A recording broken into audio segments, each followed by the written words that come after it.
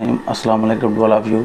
मैं हाँ जनाब तुहाडा मेज़बान सैल अफजल तुहानूं वेलकम करना इन्फो अनलिमिटेड यूट्यूब चैनल ते मैं जनाब इस वक्त तुहाडी खिदमत च हाज़र होया वां। एक बहुत ही प्यारी शख्सियत, बहुत ही प्यारे मौसम, किसी तारा की मोहताज नहीं है। फ़हरे खारियाँ, फ़हरे गुजरात, पंजाब, पाकिस्तान, फ़हरे यूरोप, जिंदा दिल और प्यारी शख्सियत साजा पहलवान साहब जिहड़े कि मारूफ कबड्डी प्रमोटर ने।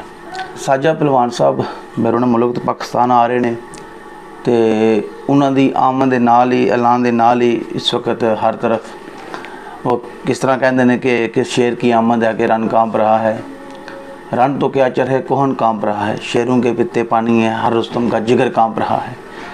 तो जनाब साजा पहलवान साहब जो बैरून मुल्क इटली सरजमीन पर मकीम होंदे ने आ रहे हैं। सरजमीने खारियां ते शेड्यूल बन चुके हैं। इन्हां दे प्रोग्राम कबड्डी के जोड़े अनाउंस हो चुके हैं। उम्मीद करना हैरो अफीयत नाल प्रोग्राम होंगे।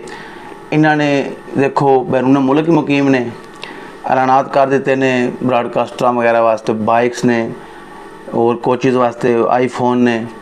इस तो अलावा बहुत सारे कह लो इनामात ने, बहुत सारे इवेंट्स से न जाने हैं, उत्ते हौसला अफजाई करनी है तो कबड्डी ने प्रमोट कर रहे हैं। वैसे तो हर खेल नाल लगाओ रखते हैं लेकिन कबड्डी नाल और जोड़े जिम दी एक्टिविटीज़ ने सरगर्मियां उन्होंने हवाले नाल काफ़ी ज़ौक रखते हैं, शौक रखते हैं। तो असा इन्हों स्विमिंग क्लब नाल दिल दी अथाह गहराइयां नाल पाकिस्तान की सरजमीन ते खारियां सरजमीन ते वेलकम करने खुश आमदेद कहने जनाब साजा पहलवान साहब फ़हरे खारियां।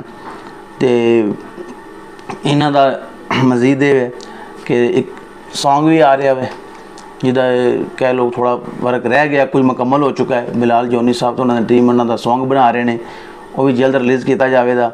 सब भाई जोड़े साजा पहलवान के जोड़े चाहने वाले हो, ठीक है जनाब, इस सॉन्ग सुन सको दे तुसां लोगों शेयर भी करना मैं, ठीक है जनाब, क्योंकि ये कह लो साजा पहलवान साहब सरमाया ने साडा, क्योंकि इस तरह के लोग बड़े घट ने, अनमोल ने, सोने की कदर सुनार जाते, असीं इन्हां दी कदर जानने, असीं खेलना मुंसलिक हाँ कि इस तरह के लोग जोड़े ने अज दे बेरावरी के दौर खेलों प्रमोट कर रहे हैं, नौजवानों मंशियात लाने तो बचा रहे हैं। तो मैं सलाम पेश करना साजा पहलवान साहब फ़हरे खारियां पाकिस्तान आमद दोबारा उन्होंने खुश आमदेद कहना खुले दिल नाल, खुले निगाहां नाल, खुले बाजुआं नाल। बहुत शुक्रिया जनाब, बहुत मेहरबानी, खुदा हाफिज़।